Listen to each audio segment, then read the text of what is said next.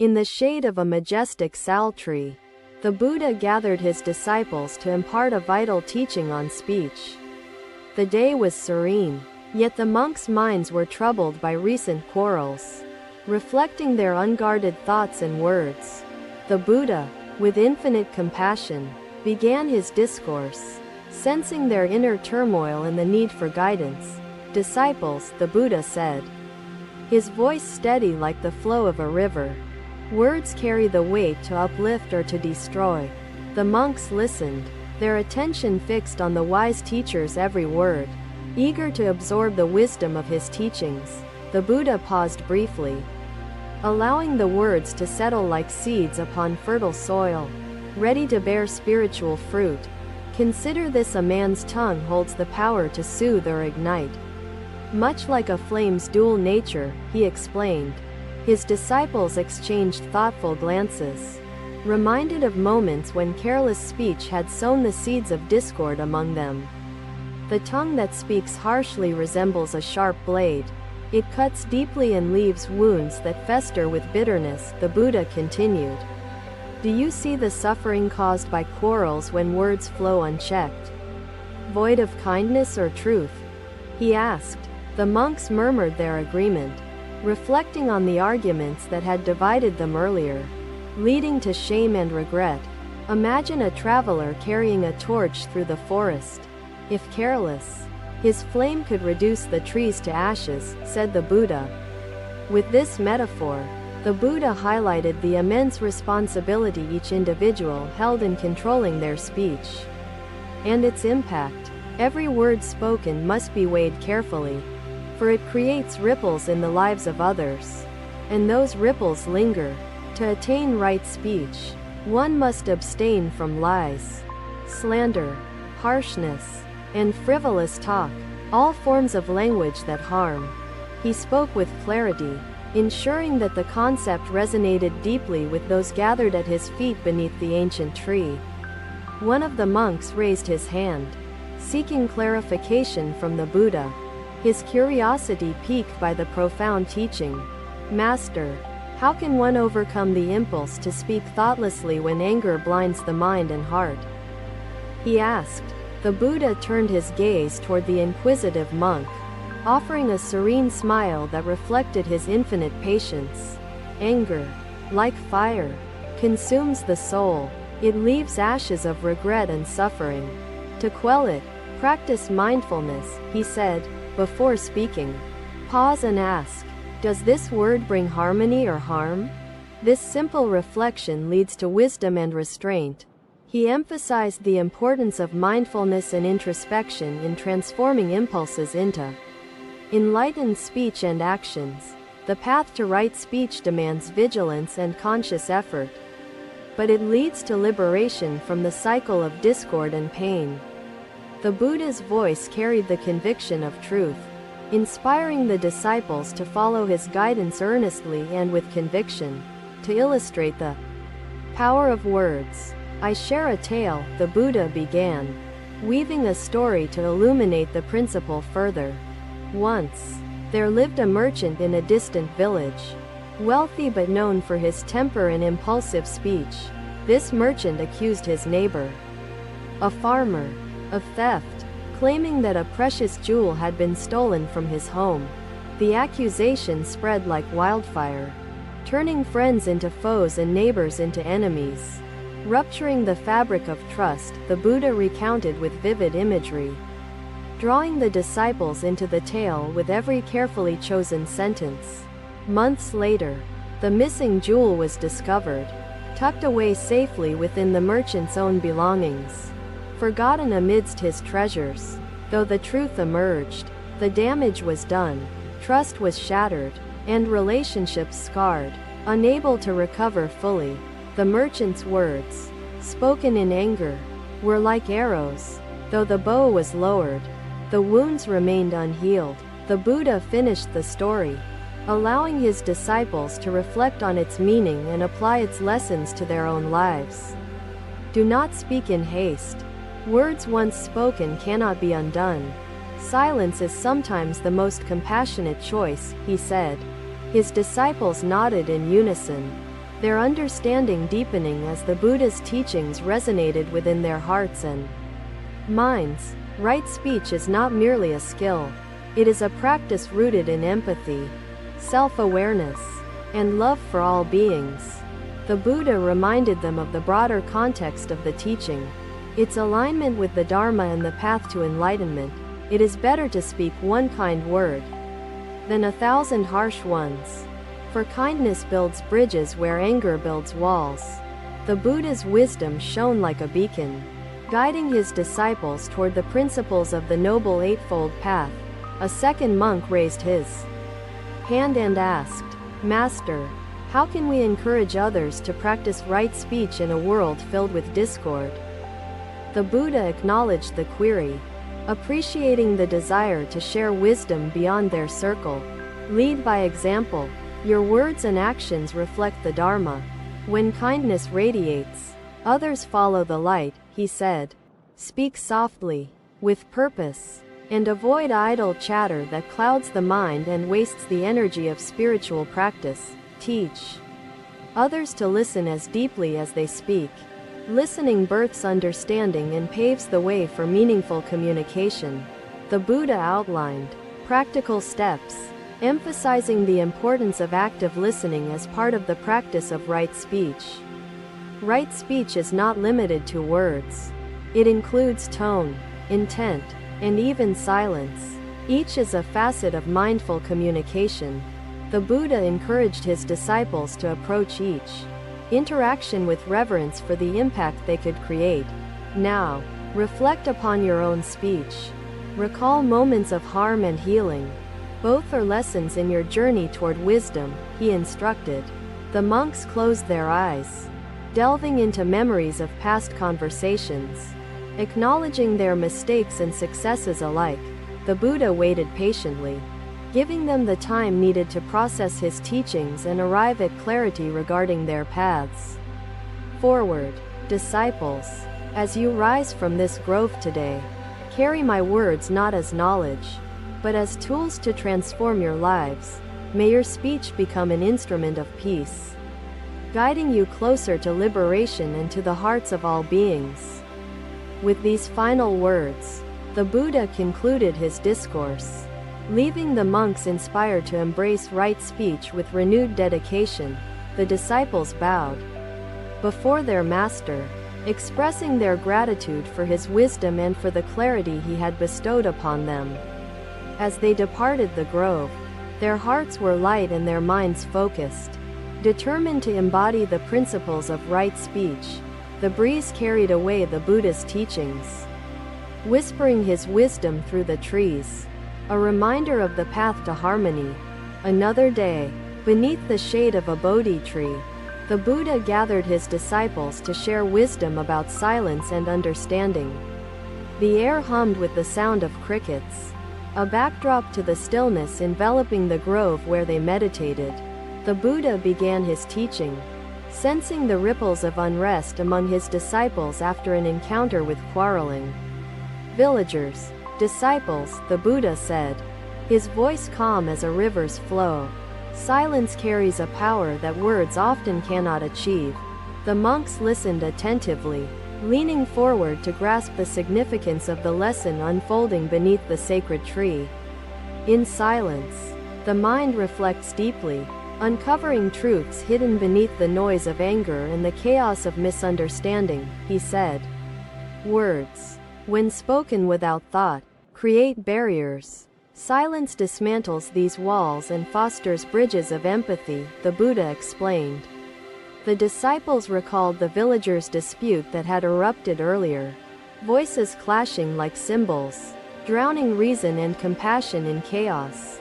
Imagine a storm raging over the ocean.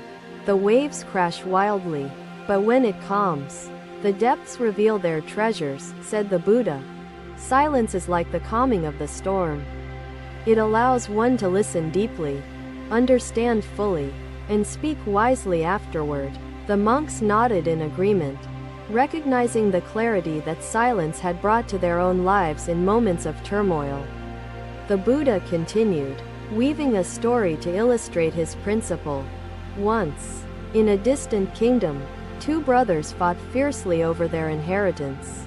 Unable to resolve their differences peacefully, the assembly leaned closer, eager to hear the tale and absorb its lesson.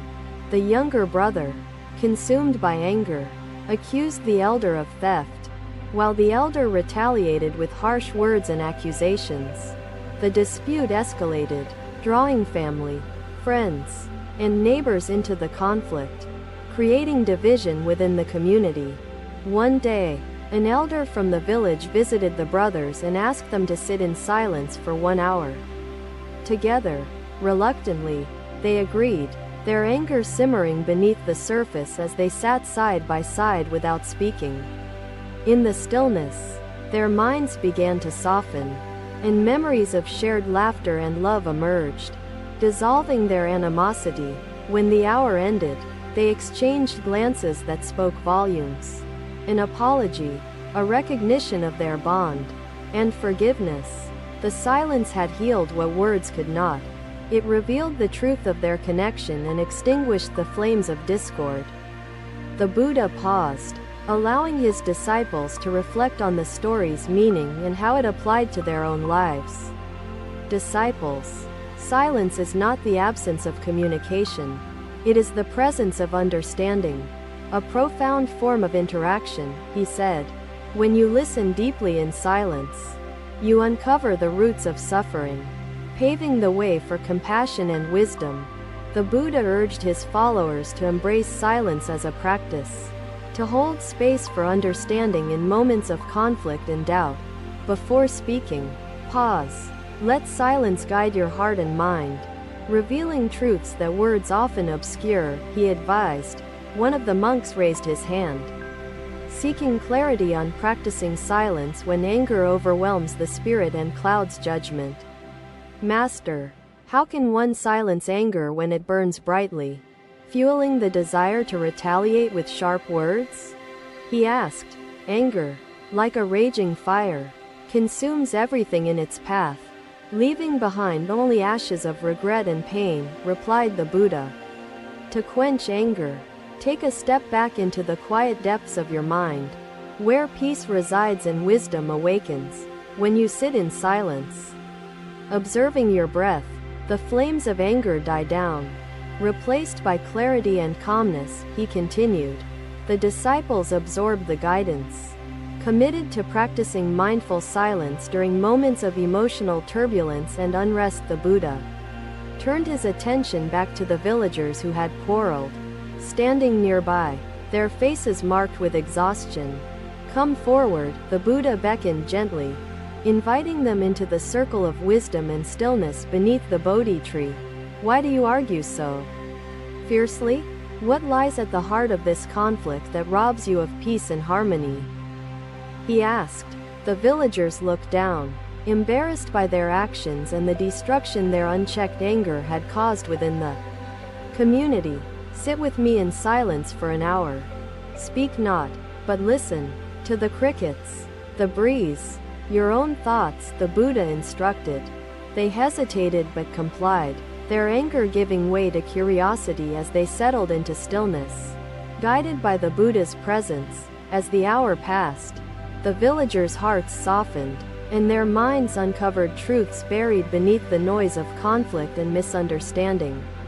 Memories of shared meals, laughter, and collaboration resurfaced, reminding them of their interconnectedness and mutual reliance. When the silence ended, the Buddha asked them, "What have you heard in the stillness? What truths have emerged in the quiet?" They spoke softly, sharing the realization that their anger stemmed from fear, pride, and failure to communicate properly. Disciples and villagers, silence allowed them to hear not just the words of others, but the cries of their own hearts. The Buddha said, right speech must begin with silence. Without understanding, words lack the power to heal and often cause harm. Listen as deeply as you speak. From listening comes the wisdom to speak words that unite, uplift, and inspire, he continued. The villagers bowed before the Buddha, expressing their gratitude for the teaching and committing to practice mindful communication. The disciples watched in awe, witnessing the transformative power of the Buddha's wisdom and the healing potential of silence and understanding. Disciples, this lesson is not mine alone to hold. Share it widely, for many suffer from the wounds of discord. Teach others the value of silence as the foundation of right speech.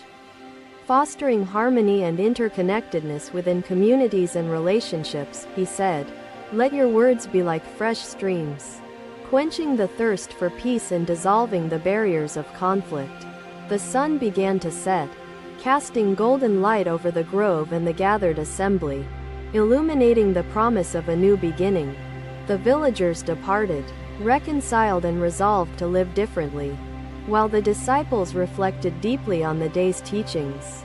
The Buddha's voice lingered in the air, a gentle reminder that silence is not emptiness, but fullness, a space for wisdom to flourish. Beneath the Bodhi tree, the practice of silence had sparked understanding, transforming lives and sowing the seeds of harmony. Another day, the Buddha and his disciples journeyed to a remote village where the people revered a monk named Vākapati. Vākapati had once been known for his impulsive words, which sowed discord, but had since transformed into a symbol of wisdom. The villagers welcomed the Buddha with great reverence, eager to hear him speak and witness his interaction with Vākapati. The Buddha gathered the villagers and disciples beneath a banyan tree, the shade offering respite from the afternoon sun. Disciples, the Buddha began, his voice calm and resonant. Today we honor the journey of one who embraced the practice of right speech. The villagers turned their eyes to Vākapati, who lowered his gaze humbly, acknowledging the profound change within himself. Years ago, the Buddha continued, this monk spoke without thought, his words like arrows that pierced the harmony of those around him. Vākapati nodded, remembering his past with both regret and gratitude for the transformation that followed his encounter with the Buddha. But even the harshest winds can be stilled, and even the sharpest tongues can learn the art of healing words, the Buddha said. The villagers leaned in closer, eager to learn how Vākapati had undergone such a dramatic transformation, becoming a source of inspiration.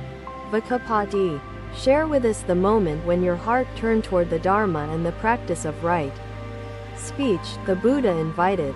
Vākapati rose, his hands folded in a gesture of respect, and began to speak, his voice steady and reflective. Master, your teaching was the mirror that showed me the suffering I caused with my thoughtless, impulsive words. Vākapati began. He recounted an incident where his harsh criticism of a fellow monk had led to division within their community. My words, born of pride and anger, fractured relationships and tarnished the trust that binds us all, he confessed. It was during one of your teachings, Master, that I realized the weight of my words and their far-reaching consequences, he said. The Buddha smiled gently, acknowledging Vākapati's courage to reflect and take responsibility for his actions, a crucial step on the path to wisdom. You taught me that right speech is not just the absence of harmful words but the presence of truth and compassion, Vākapati said. Disciples, the Buddha interjected. A torch can light another torch, but the flame must find its own fuel within. The disciples nodded, understanding that Vākapati's transformation was the result of his own dedication and inner work. Guided by the Dharma, right speech is both a discipline and a liberation. It frees the speaker and the listener from the chains of suffering, the Buddha said. Vākapati continued, sharing how he had adopted mindfulness practices to overcome his tendencies toward impulsive and harmful speech. Before I spoke, I began to pause, asking myself, is this true? Is it kind? Is it necessary? He explained. The villagers and disciples listened intently, recognizing the practicality of these questions and their alignment with the Buddha's teachings. I found that when I spoke with intention and clarity, My words became tools for healing and connection, Vākapati said. The Buddha turned to the assembly and said, "Let Vākapati's journey remind you that transformation begins with awareness and grows through persistent practice." The villagers murmured their agreement. Inspired by the monk's story and the wisdom of the Buddha's guidance, Master, one of the villagers, asked, "How can we teach our children to practice right speech in a world filled with so much discord?" The Buddha responded, "Children learn first from example. Let your own speech reflect the values of truth, kindness, and purpose." He emphasized that adults must embody the principles they wish to impart, creating an environment where mindfulness thrives naturally. When children see harmony in your words and actions, they will adopt those virtues as seeds of their own character, the Buddha said. He turned to his disciples and added, "Teaching others begins with transforming oneself. The ripple effects are boundless and profound." The assembly reflected on the responsibility they carried, not only for their own speech but for shaping the world around them. "Master," another villager asked, "how can we recover from the harm caused by words spoken in anger or carelessness?" The Buddha replied, "Harmful words, like thorns, leave wounds, but with humility and effort, they can be removed, and healing can begin." He encouraged the practice of seeking forgiveness and offering it freely, a gesture that restores harmony and strengthens relationships. An apology, when sincere, is a form of right speech, for it acknowledges the truth and seeks to repair what was broken, he said. The villagers considered the Buddha's wisdom, resolving to mend the fractures in their own relationships through mindful and compassionate communication. The Buddha turned to his disciples and said, "Right speech is not an isolated practice. It interweaves with the entire Noble Eightfold Path." He explained how mindfulness, ethical conduct, and wisdom support the practice of right speech, creating a foundation for spiritual growth. When you walk this path, your words become an expression of the Dharma, guiding others and uplifting all beings, the Buddha said. He encouraged them to see every conversation as an opportunity to embody the principles of truth, kindness, and purpose.